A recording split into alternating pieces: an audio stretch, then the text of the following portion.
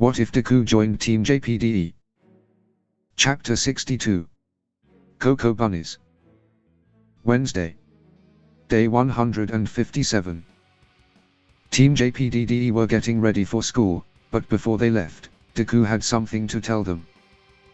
Evelyn, Penny, there's something I need to talk to you two about, Deku said. Sure, Izuku. But shouldn't you inform David and Jack as well, Penny asked. They already know about it, Deku said. Okay, then. What is it, Evelyn asked.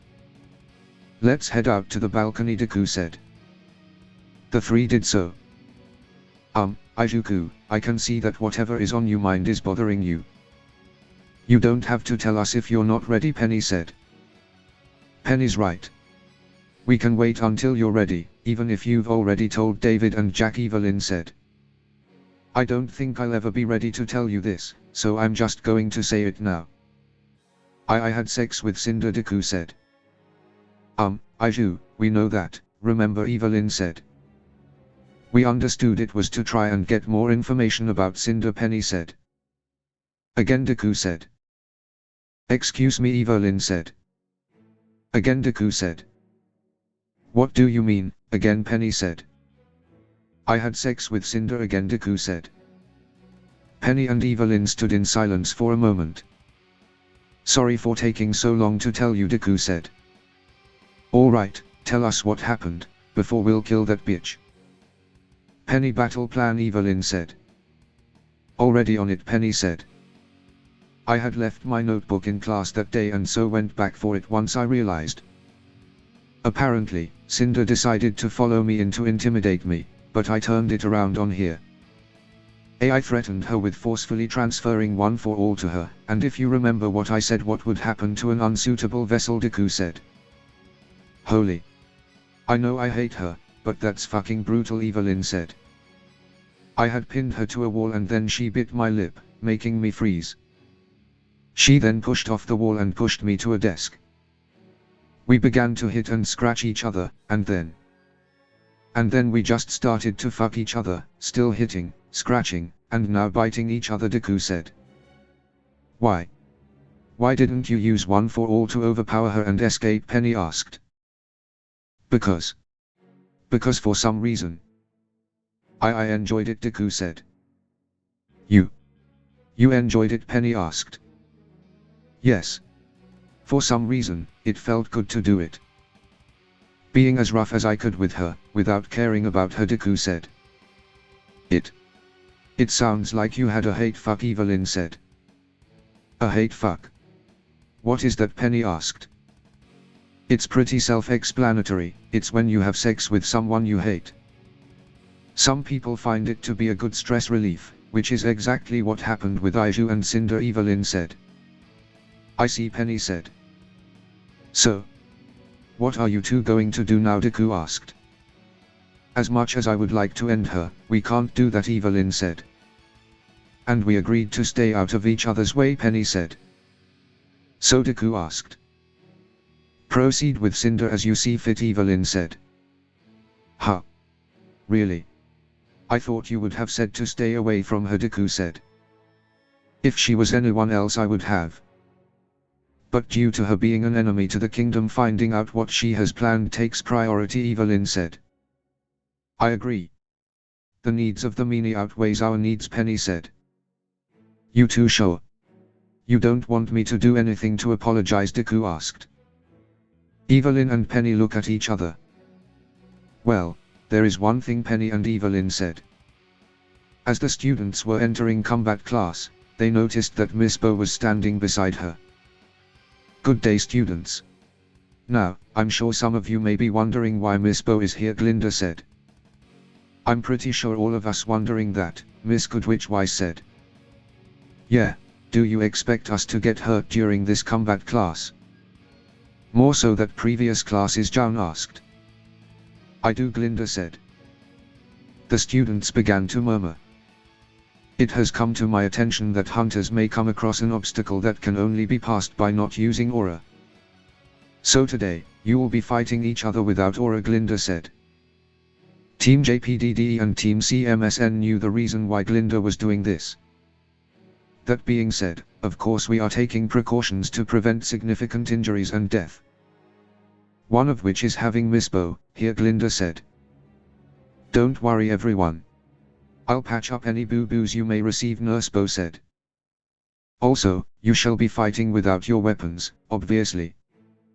You shall be doing hand-to-hand combat with your partner, except you Mr. Midoriya, you shall be partnered with Miss Glasses, Glinda said. Very well Miss Goodwitch, Deku said. Oh, no, Lilac said. Oh, no. Why the oh no, Deku asked. The person you're going to be sparring with is Rie Glasses, Lilac said. I know, I heard Miss Goodwitch. But what's so bad about her, Deku asked. She's quite the zealotry, Lilac said. Zealotry, Deku questioned. Yes. She's a history zealot for Mantle. She has an intense admiration of the old kingdom of Mantle. She wears the uniform of the army from over 80 years ago and fighting with a musket, Lilac said. Sounds like she's more into LARPing than being a hunter, Deku said. Oh, you best hope she didn't hear that, otherwise you're in for a world of hurt, especially during today's combat class, Lilac said. Don't worry, I've been hurt worse, Deku said. Still, be warned. She's also the protege of my father, he's an admiral in the Atlas military and she's a special student at Beacon. Since she's not on a team, she's a solo operative, Lilac said. Alright, students, leave your weapons behind and make your way down to the field, Glinda said. Thanks for the warning, Lilac. It's appreciated, Deku said. The students then made their way down to the field. Deku was soon approached by a woman in a red and white uniform with black hair and blue eyes. You must be Rie. It's nice to meet you. I'm Izuku, Deku said, extending his hand. It's Miss Glasses to you. I do not permit you to call me Rie after you insulted Mantle's great history, Rie said. Say the girl who wasn't around to see that history, Deku said. Excuse me, Rie asked. History is often written by the ones in charge. How do you know that what the history books say are true, Deku said. What are you saying? Mantle was a perfect kingdom, Rie said. You sure? Every kingdom has skeletons in their closets, you just need to find the right closet, Deku said. Enough of your blasphemy. Let's just get this stupid exercise over with, Rie said. Okay then, Deku said. And since you were so rude about Mantle, I won't be holding back, Rie said. Then I shall return the respect, Deku said. Rie then punched Deku, but he didn't react. Hey! You're not supposed to use aura, Rie said. I didn't. Look at your scroll, Deku said. Rie did and saw that Deku aura pool had not dropped. What? What trick is this, Rie asked. It's no trick, I'm just used to pain. Don't get me wrong, it does hurt, just not as much as I've experienced. Now I believe it's my turn, Deku said. Close by, Teal and Lilac were sparring, though Lilac was having a hard time. Come on Lilac, you need to stop panicking and activating your aura, Teal said. That's easy for you to say when you can easily pick me up like a small child, Lilac said. Well, you won't always be able to fight on fairgrounds, Teal said. I know. Still, I don't want to be hurt.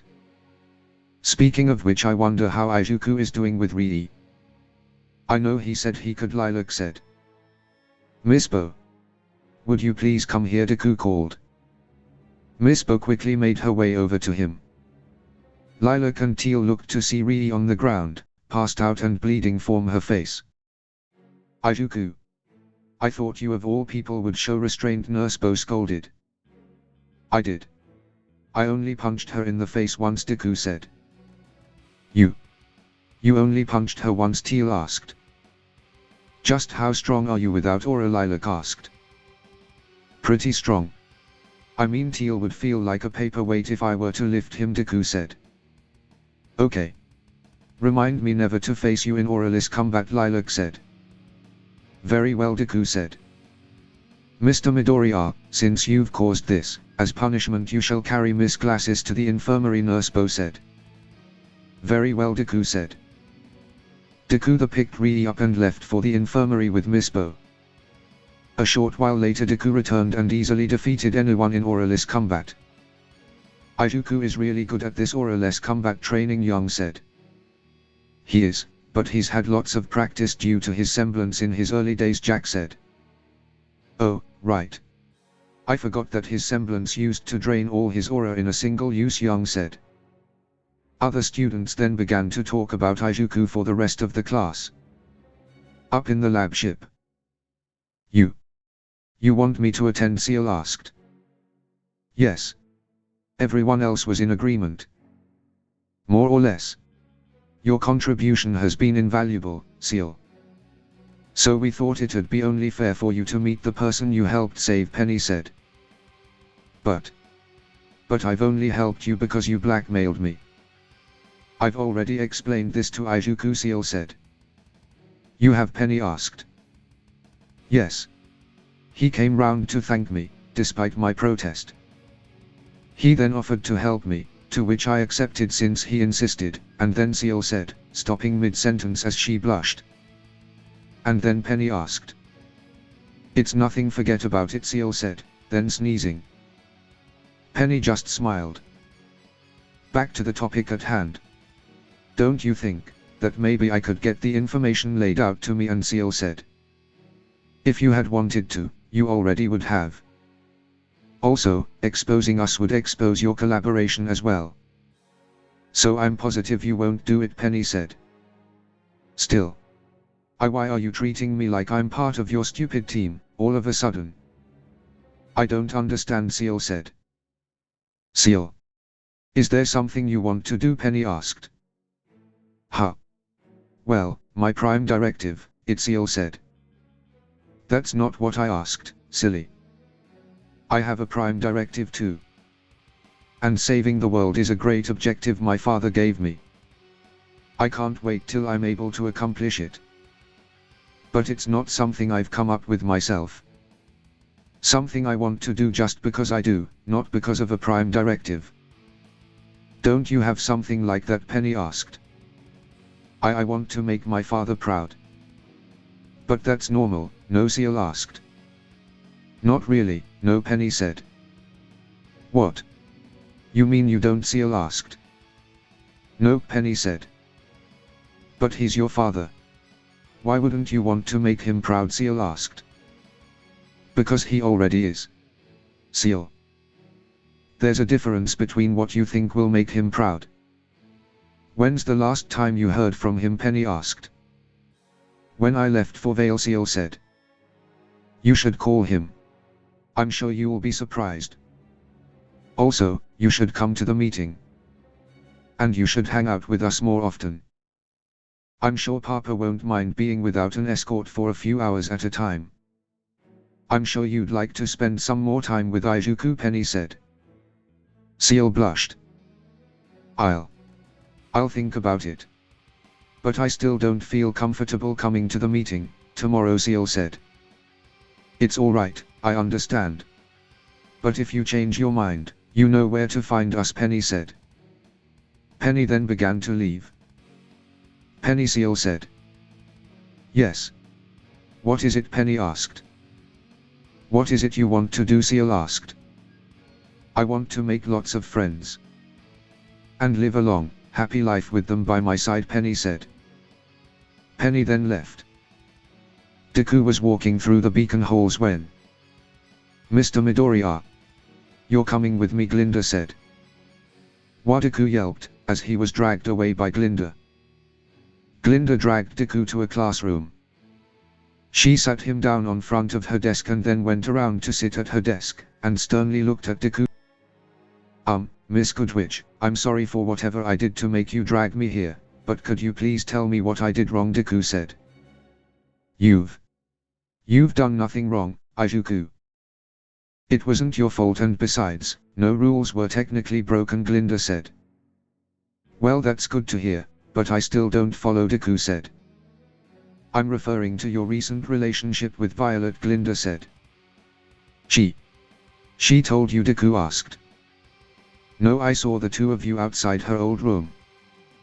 I confronted her after you left, and learned about the aphrodisiac and her relationship with Kobold. Glinda said. I see, but why did you drag me here? Deku said. I just wanted to make sure you know what you can and cannot do with Violet. I don't want to have to expel you and terminate Violet's role as a teacher. Glinda said. I don't want that either. Deku said. Good. Now before I go over things with you I have a question. Glinda said. Okay, what is it? Deku asked. You haven't told anyone about what Violet told you about my past? Glinda asked, blushing.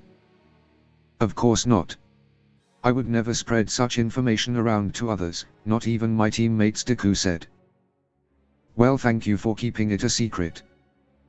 It's a part of my life I'm not proud of. Glinda said. It's alright.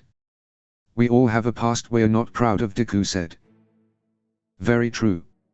Now let us go over what you shouldn't do with Violet. Glinda said. Very well. Deku said. Glinda then gave Deku a rundown on what not to do, like keeping their relationship to out of school hours and to not publicly announce their relationship. And that's everything you need to know to stay out of trouble. Glinda said. Thank you, Miss Goodwixth. Sorry about all the trouble. Deku said. Oh, believe me when I say, this is the least troubling thing I have to deal with in recent times. Glinda said. Still, sorry. Deku said. Apology accepted. You are now free to go, just remember what I told you. Glinda said. I will. I'll see you around, Miss Goodwitch. Deku said. Please, call me Glinda in private. Glinda said. Deku was surprised by this request, but he didn't deny her. Then I'll see you around, Glinda. Deku said. Once Deku had left the classroom, Professor Peach came out of a side room. Alright, Phase 1 is complete. Now on to Phase 2, Peach said. Are you sure this will work? Glinda asked. Without a shadow of a doubt, Peach said. But what if he doesn't like me in that way? Glinda said. Glinda, did you know that many students have fantasized about you? Peach asked. Excuse me, what? Glinda asked. I have overheard students, both boys and girls, wanting to be punished by you and suffocated by your. Peach said. Alright, I get it. I get it. You don't need to say anymore, Glinda yelled. I won't, and besides, you're the one who's into being punished, Peach teased. Glinda blushed. Please. Please don't tell him, Glinda said. I won't. Because you will, Peach said, winking. Deku had returned to his team dorm room as night began to fall. I'm back. How was? Deku said. Deku then noticed Jack, a glum expression on her face. Jack. Why the long face? You look like someone walked on your grave, Deku said. I think I just walked on yours, Jack said. Excuse me? Deku asked. Jack then left. Deku wondered what that was about. Hi, Aiju, Evelyn said. Evening, Aijuku, Penny said. Hello. So what exactly happened with Jack? Should I be worried? Deku asked. Well, you be the judge, Evelyn said. You know that Velvet and Coco are a couple, right? Evelyn asked. Yes, I know. Coco made it quite obvious, Deku said. And Velvet told me. Now, remember her underwear? Evelyn asked. I do, yes, Deku said. Well, the impression we got was right, and more. She's kinda open-minded, Evelyn said. And Deku asked. Look, here's our conversation went, Evelyn said. Earlier that day. The trim is done. All that's left is the modifications you wanted. They're not something I can do myself, sadly. You'll need to find someone in town, Evelyn said. Coco will know someone, I'm sure of it.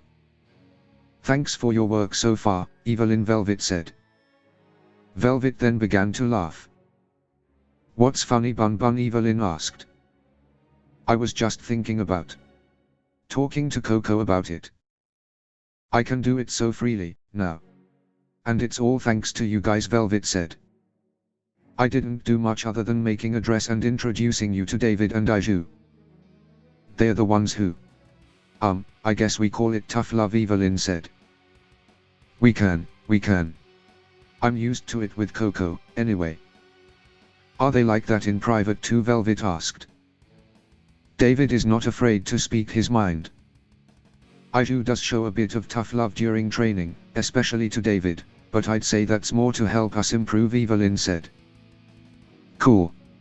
Although, I was honestly referring to another kind of private, Velvet said. Oh, Evelyn said. Sorry, I guess it was a bit too forward, but I've always wanted to be able to talk about this with someone, Velvet said. Oh, don't worry. I'm just surprised you asked. Since you saw Iju's for yourself, Evelyn said.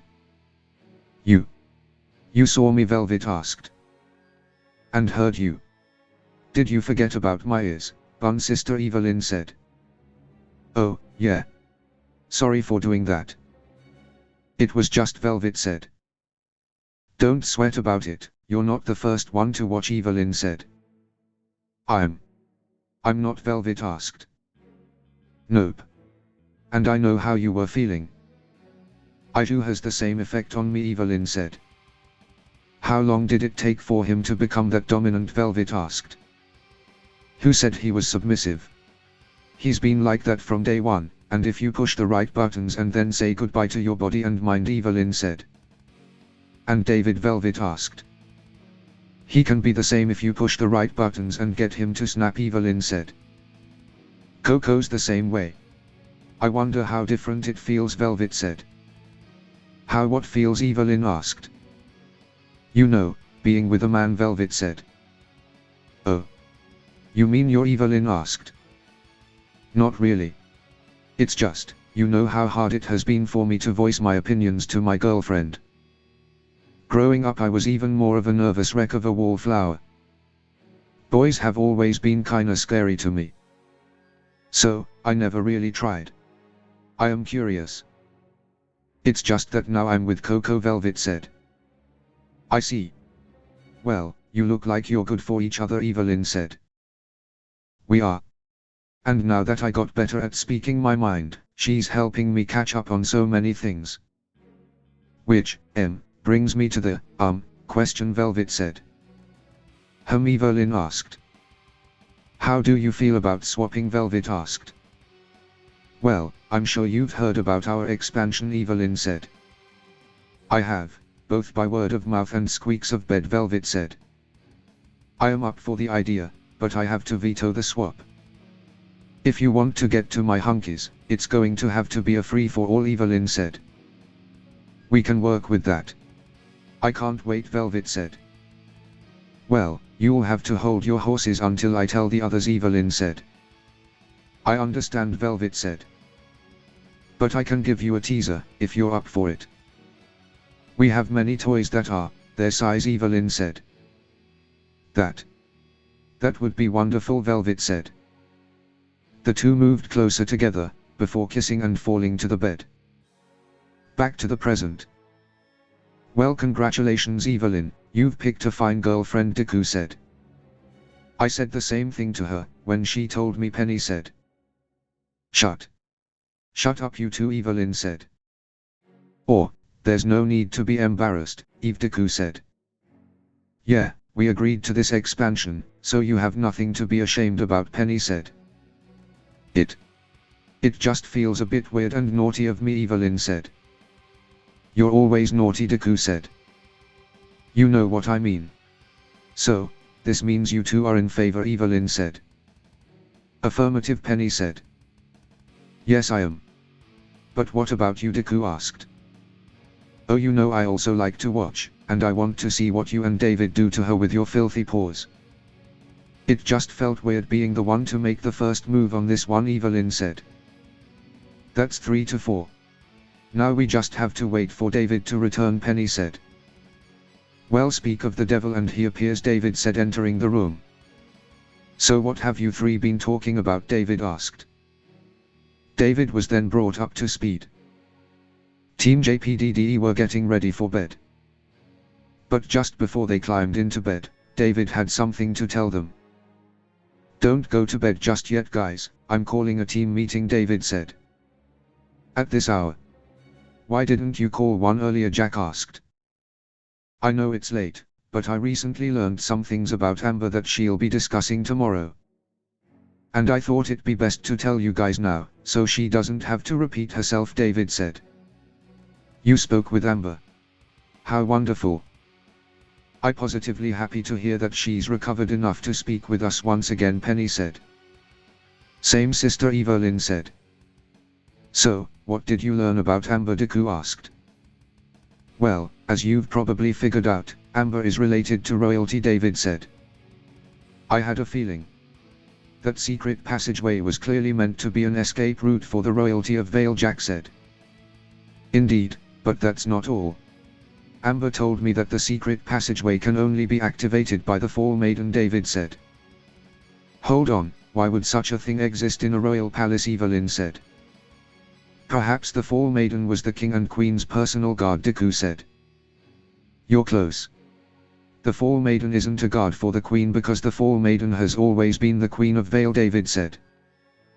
The rest of Team JPDE were stunned. "That explains the passageway," Penny said. "Well, congratulations on becoming the king consort to Queen Amber," Evelyn said. David chuckled. "You wish. Even if I was, there's nothing to rule over. It's now only a tradition to pass the powers of the maiden down," David said. His face then fell. "Let me guess, it isn't pleasant," Deku said. "Yes. Unlike how One for All is passed down through eating a piece of DNA. The Fall Maiden's powers are transferred to the last person the previous maiden was thinking of before she died," David said. "So, they had to be left alone together in the current maiden's final moments," Penny said. "And I bet that lead to many attempts to kill the current maiden, so they or another could become the new maiden," Jack said. "Yep, back when the maidens were public knowledge, many people sought them out to gain power. At one point different clans in the Valesian region went to war over possession of the Fall Maiden, who was just a child at the time. After 10 years of war the winning clan established the kingship and their leader took the Fall Maiden as their queen," David said. "That seems like a pretty raw deal. Becoming a trophy wife to one of the leaders who were fighting over her," Evelyn said. "But what other alternative is there? And besides, I doubt a maiden would willingly go along with such a thing if they didn't like it," Deku said. "I guess so," Evelyn said. "Moving on. Amber knows about the person Cinder is working for. However, the only thing she knows is her name, Salem," David said. "That's not much, but we could use that against Cinder," Deku said. "She also told me that there's an organization set to keeping the maiden safe, which existed before the founding of Vale in many forms. The only constant being Salem. They have been fighting her and her subordinates over the eons," David said. "So she's long-lived. Just like One for All, but for much longer," Deku said. "Yeah. Anyway, she has more to tell, but that can wait until our group is all together to avoid repetition," David said. "Fair enough. Now let's get to bed, it's getting quite late." "Good night," Jack said. "Night, Jack. And good night to you three as well," David said. "Night, Penny, Deku, and Evelyn said." Thursday. Day 158. Deku was feeling confident after Evelyn's and Penny's extensive training session. He now had more control over his hormones and could now resist Nora's assault. "Oh, Ijuku," Nora said. "Hello, Nora. How are you?" Deku said. "Oh. Well. That was not the reaction I was expecting, considering how it went last time," Nora said. "Oh, I'm not the same person I was last time," Nora, Deku said. "Okay.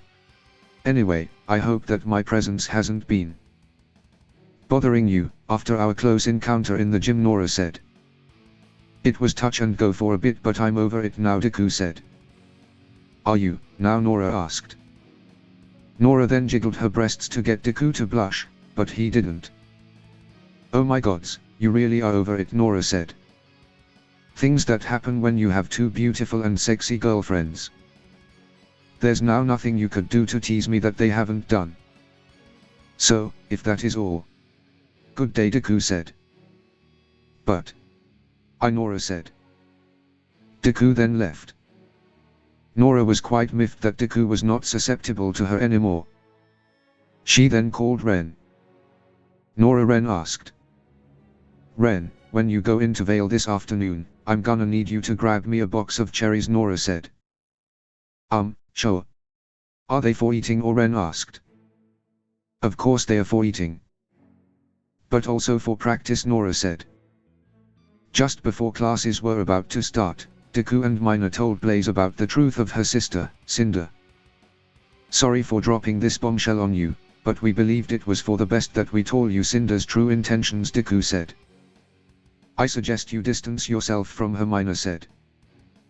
Blaze began to cry. I know I should, but Blaze said. Wait. You knew about Cinder's nefarious intentions, Mina asked. No, but I knew that Cinder wasn't a good person. Back when I was searching for her, I heard she was linked to the murders of the owner of the glass unicorn and her two daughters, and a hunter, Rhodes.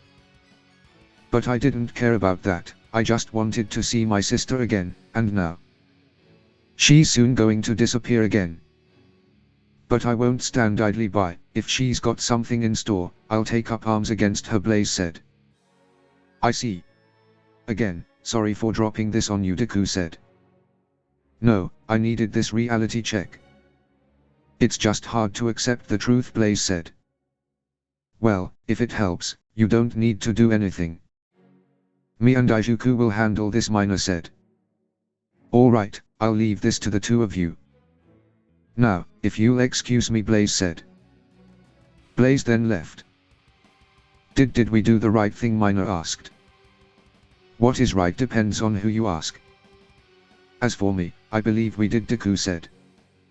I think so too, I just have some doubts, Mina said. Well, whatever the doubts are, put them away for now, class is about to begin, Deku said. Alright, let's go grab our seats, Mina said. The two then sat down. Deku had to sit at the back of class alone as all other seats were taken. As the teacher entered the classroom, Cinder sat down next to him. Good morning, Izuku. How are you doing this fine morning, Cinder asked. What do you want, Cinder, Deku asked. That's a strange way of saying hello, Cinder said. I thought we agreed to stay out of each other's way, Deku said. We did, and I'm abiding by it.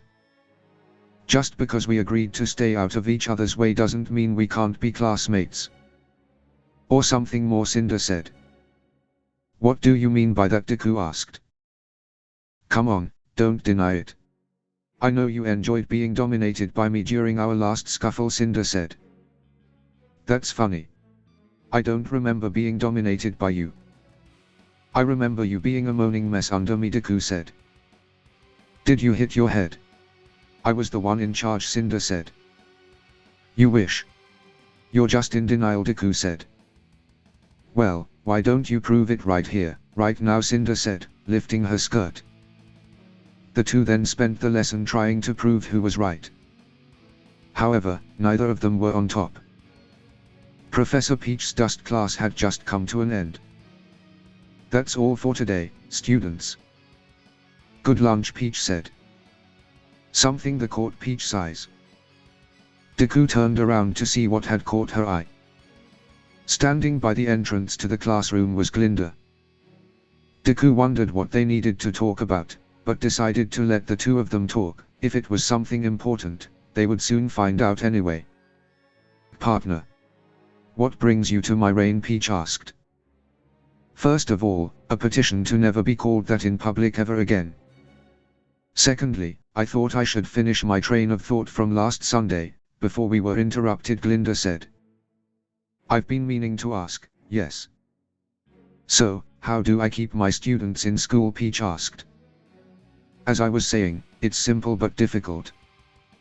No single mission on the final exam can earn students enough credits to make up for half a year of credits. But there's no rule that stops team from accepting more than one mission, Glinda said. Miss Goodwitch, as a supervising hunter for the final exam, I believe I am required to familiarize myself with the mission catalog, Peach said. Meanwhile at the safe house. Thanks for the offer, David. But I don't think we should be there.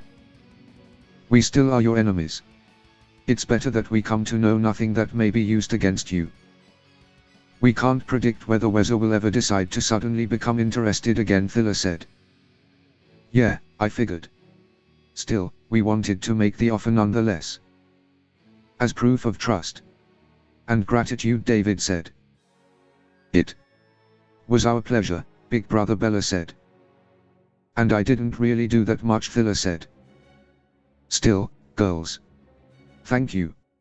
Thank you so much. And we will help the two of you, too. It's only a matter of time. I promise, David said. David ended the call. It feels nice, being able to count on someone again, Thilla said. What? What about me, Bella asked. What about you, Thilla asked. What? You wanna go, you ungrateful cunt, Bella yelled. Your face, Bella laughed. Not funny, Bella, Thilla sighed. It was a bit funny, come on, Bella said. With the strain you put yourself through to help Amber. We're still not sure if, Thilla said. I know, but it's not like I can just worry about it forever and live in fear of it. Lighten up. Now. Shall we go eat, or not, Bella asked. Bella left the room. I guess she's right, isn't she, Thilla said to herself. Evelyn had called Velvet to give her the go-ahead. For real, Velvet asked. Yup. We're all in agreement, Evelyn said. And you're absolutely sure you're all in agreement, Velvet asked. Velvet, it would be very hypocritical of me not to, considering my score. Why would I be against Evelyn's first score, Deku said. You need to stop worrying, Bun Bun. All of us want to touch your bun buns, Evelyn said. Sorry for worrying, but I thought Izuku and David only like girls with large breasts and big butts, Velvet said. Deku blushed. I do have to admit that I like girls with large breasts and big butts, but it's not what I look for in a partner, Deku said. All he looks for is if they can handle his beast mode, Evelyn said. Don't call it that, Deku said. Why not? You definitely fuck like one, Evelyn said. Velvet laughed. Should I leave you two alone to get down and dirty, Velvet asked. Why not come join us, Bun Bun, Evelyn said. I would love to, but I can't. I have to tell Coco about this. I'll talk to you later, Velvet said. Velvet then hung up. Deku and Evelyn then realized what Velvet had just said. Tell Coco, Deku questioned. Oh shit, Evelyn said. Oh shit indeed. Deku and Evelyn then quickly left for the second year dorms. Alright. We're in the second year's dorms. Now where's Team CFVY's room, Deku asked. Should be right on ahead. I hope we made it, Evelyn said. You did what, Coco yelled. Ow ow ow. Coco, my ears, Velvet yelped. Not the ears. Not like that, Evelyn yelled. Deku and Evelyn then burst into Team CFVY room. They saw Coco grabbing Velvet by her ears and pinning her to the wall. Explain. Now, Coco yelled. I'm trying. But my ears, Velvet said. Lessened my grip. Start talking, Coco yelled. Coco, I don't understand, Velvet said. You don't understand? What made you think this was a good idea? And what made you think you could go around asking and planning, Coco asked. But when we talked about it, you seemed interested. Very interested, Velvet said. That was something I said while we were role-playing, damn it. You can't take something said in a moment like that seriously, Coco said. But you said that it's important to listen, Velvet said. Not always. I mean, always, but there's nuance and no. I can't believe you asked them to join us in bed. Why would you think I would want such a thing? Coco yelled. But you like Izuku, right? You slapped his butt and invited him on a date to Ultras right in front of me, Velvet said.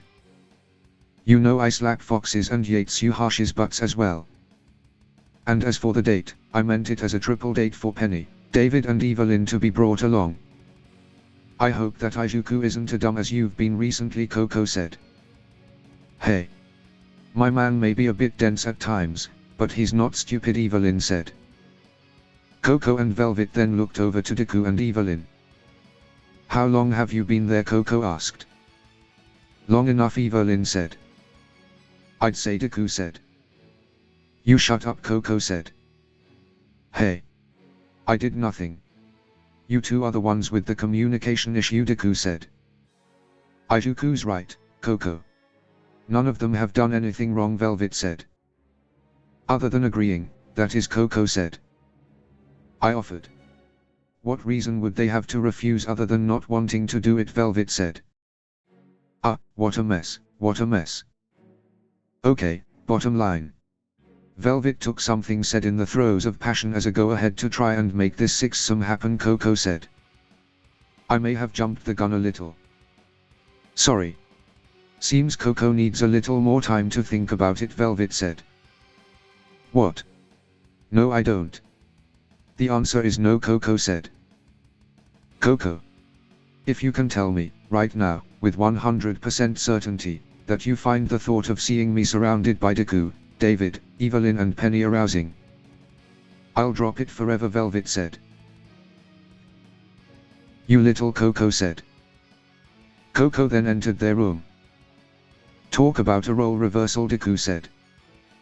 You go, girl, Evelyn said. Thanks. Really thanks. The me from just a little while ago would have never been able to do that. But it seems that my newfound confidence may have caused me to go a little too fast on certain things. Sorry you had to see that, Velvet said. Hey, it's fine. I'm glad it didn't cause a rift or anything, Deku said. Would a misunderstanding cause a rift between you guys? Velvet asked. Not really, no, Evelyn said. I figured. Anyway. I'll take it more slowly and let you know how it goes. I just have one thing to ask of you, Evelyn, Velvet said. What is it? Evelyn asked. I'm going to need to borrow that dildo for a lot longer, Velvet said. That's fine by me. I have the real thing anyways. But may I ask why? Evelyn asked. I told Coco about what we did when I returned. But she jumped me as I entered and now I believe she may have thought that was roleplay too, Velvet said. I see, Evelyn said. I hope I don't have to hear Coco screaming at you again, Deku said. Oh, don't worry. If anything, I'll be the one screaming. I can be kind of foul-mouthed, Velvet said. Velvet then entered her room. We're going to Vale to shop for a brown wig right now, Evelyn said. Not before this, Deku said. Deku then kissed Evelyn and took her in the hallway. Luckily, they weren't caught by anyone, except for being seen by some crosshairs. Deku had just finished exercising in the gym when he got a call from Pythia. Hey, Pythia. Long time no talk, Deku said. It has indeed been a long time. How ye been? Pythia asked. I've been doing alright. I did go through very rough patch recently, but it's behind me now. How have you been? Deku asked. Been touch and go with some stuff, but I think I'm finally settled in, you know. Now, actually. I rang you up cause I need some life counseling, Pythia said. You mean advice? You know I'm not a professional, right? Deku asked. Geez Louise, way to take all the romanticism out. Yes, I need some advice. So, I think you mentioned having multiple partners, 2 girlfriends and a boyfriend, right? Pythia asked. Yeah, I do. And I have to admit that the number of partners I have has exponentially increased, Deku admitted. Wait, what? Pythia asked. Yeah, I may have charmed the entire female student body, and some of the male student body as well, at least that's what Evelyn says. I just ask that you not ask any questions about it, Deku said. Very well. And actually that makes you the best person I could ask this question. How did they get the message across? Pythia asked. Well, each of them had their own way, but in the end, they were all the same. I'll tell you how Evelyn planned to get the message across, Deku said. Planned? Were you so dense that she had to change tact? Pythia asked. While I do have to admit I had no idea Evelyn fell for me, it wasn't because I was dense, Deku said. Then what did happen? Pythia asked. The TLDR is, she planned to take me to a VIP room in a club and make her feelings very obvious by kissing me and showing me a good time. But she accidentally got us both very drunk and ended up executing her plan onto David. Afterwards she accepted she would have to sleep in the bed she had made, but Penny suggested that we all date each other, before kissing me and David, Deku said. That's quite the interesting story, Pythia said. Yes, it is. Every one of my partners has used the same thing to show me how they feel. A kiss. No matter if it was a peck on the cheek or deep passionate kiss. It's a simple but effective way to display your feeling to the one you love, Deku said. I see. Now, it's getting kinda late, so thanks for the life counseling, sorry for bothering, and have a pleasant tomorrow, Izuku, Pythia said. You too, good night, Deku said. After the call had ended, Deku was making his way back to the dorms when he got another call. This time, it was from Pyrrha. Pyrrha, good evening. How are you doing? Deku asked. I'm doing fine, Izuku. Listen, Pyrrha said. Take your time, Pyrrha. I'm not going anywhere, Deku said. Right. I was wondering. Are you free this Saturday? Pyrrha asked. Yes, I'm free. Need help in another effort to make your dream boy fall for you? Deku asked. Yes. Yes, absolutely. Could you show me some date spots in Vale? The more romantic the better, Pyrrha said. Ah, I see what you're planning. I'll gladly show you the best spots, Deku said. Thanks. I'll see you then. Good night, Pyrrha said. Good night. And good luck, Deku said. Deku then hung up. Team JPDE, Professor Peach, Titania and Janera had gathered in Vale. Amber had something to tell all of them. You went to see David. But you didn't come to see me, Janera asked. I'm sorry, I didn't think it was that important, Amber said. Grr, stupid. Stupid meanie. I had it right the first time. I hate you, Janera yelled. Janera then stomped away. Janera, wait. I need to continue, Amber said. You can keep your stupid secrets. Blee, Janera yelled. I don't understand what just happened, Amber said. Are you an only child? Amber Jack asked. Well, yes, Amber said. Suffice to say, for all her power and bravery, Janera is still very much a child. Let me go talk to her, Peach said. Wait, Mom, I can go, Titania said. Nonsense. First of all, this is an official team meeting. And as a team member, it's important for you to be in it. Also, we don't want Janera to start having favorites, do we? Peach said. A new favorite, you mean? Fine, Titania pouted. Good. And pay attention, cause I will be interrogating you about the meeting afterwards, Peach said. Professor Peach then followed after Janera. Hey, okay, teammate.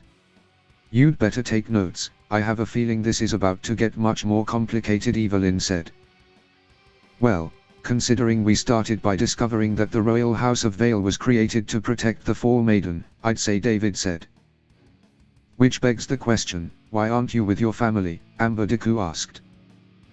That necessitates a bit of background, Amber said.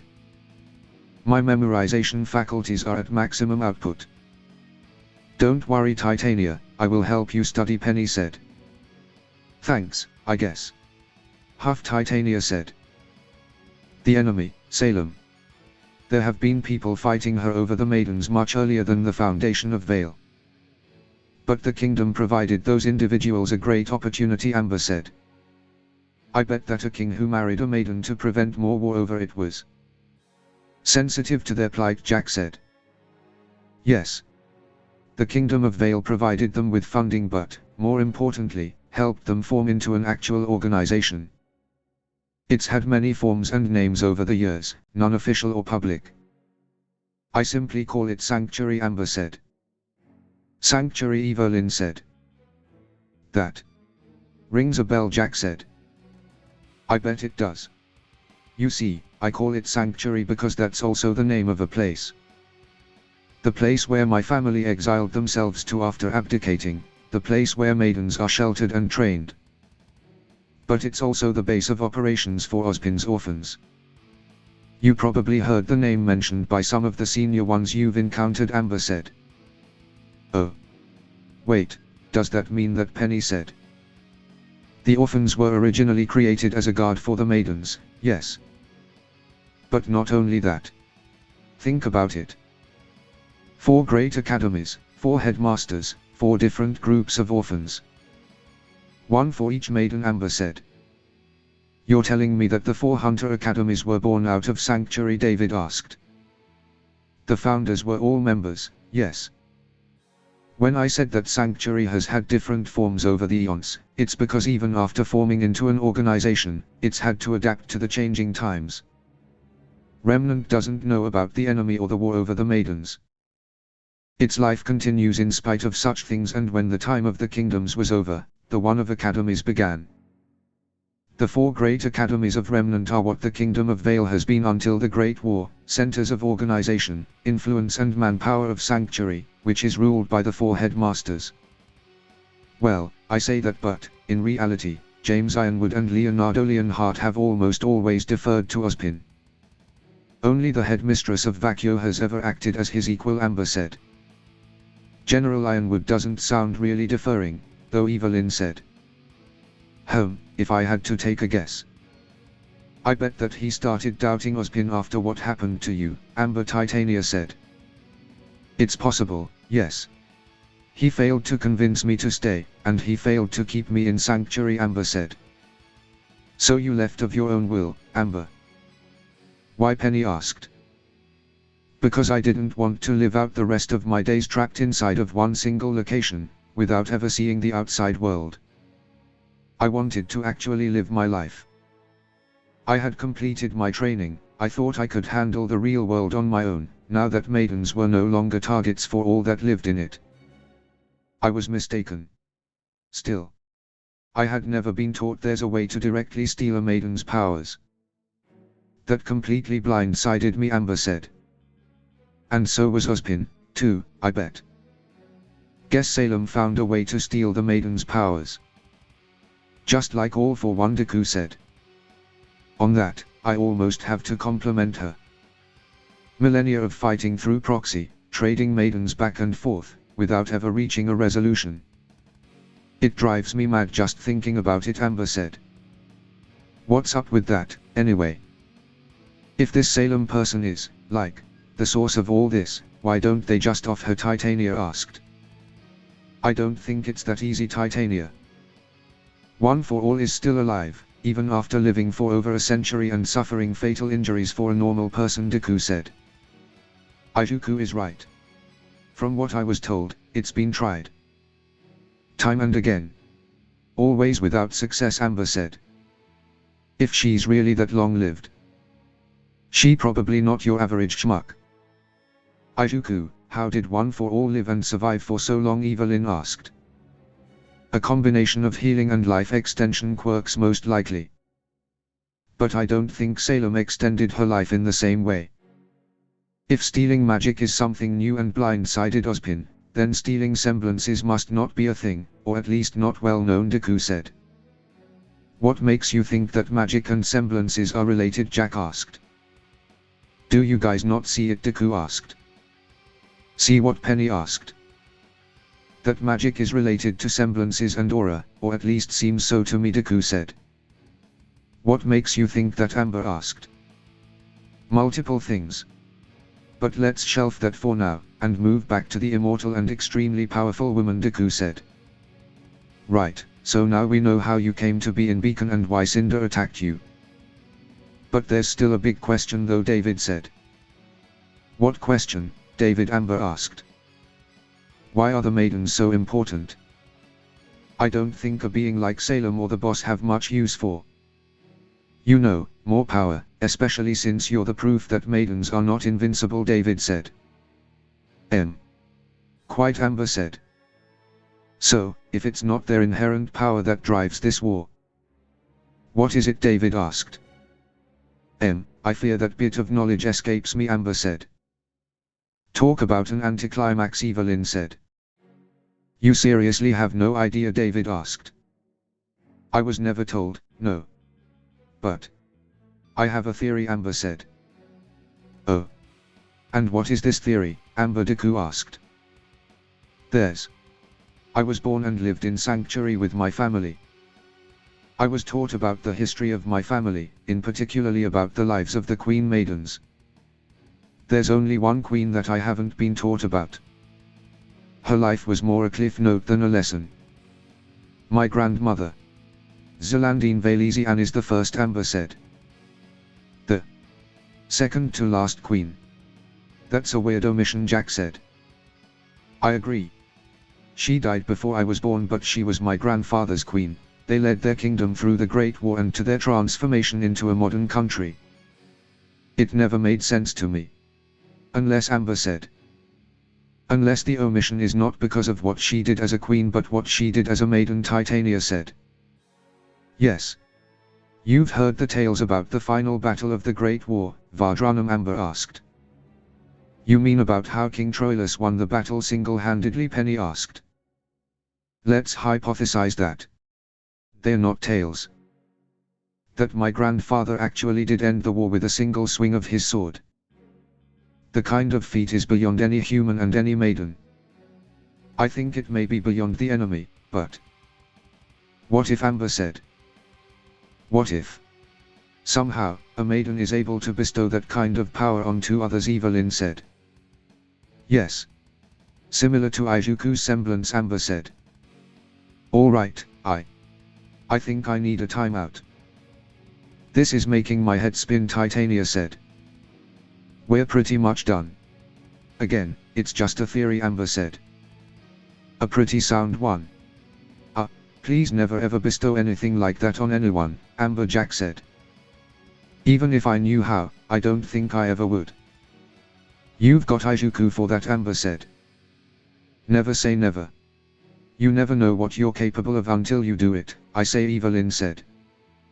Oh, like when you drunkenly seduced David instead of Izuku. And despite your inexperience with men, Evelyn, Penny asked.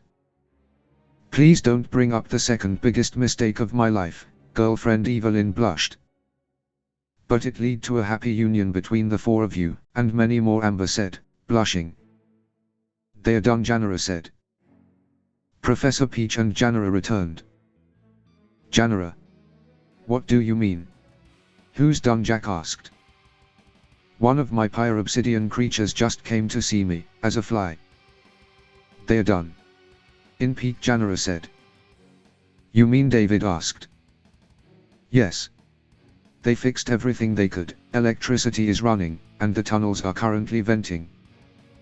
The old mines are accessible, now, Janera said. David. Have you managed to speak with your guest yet? Jack asked.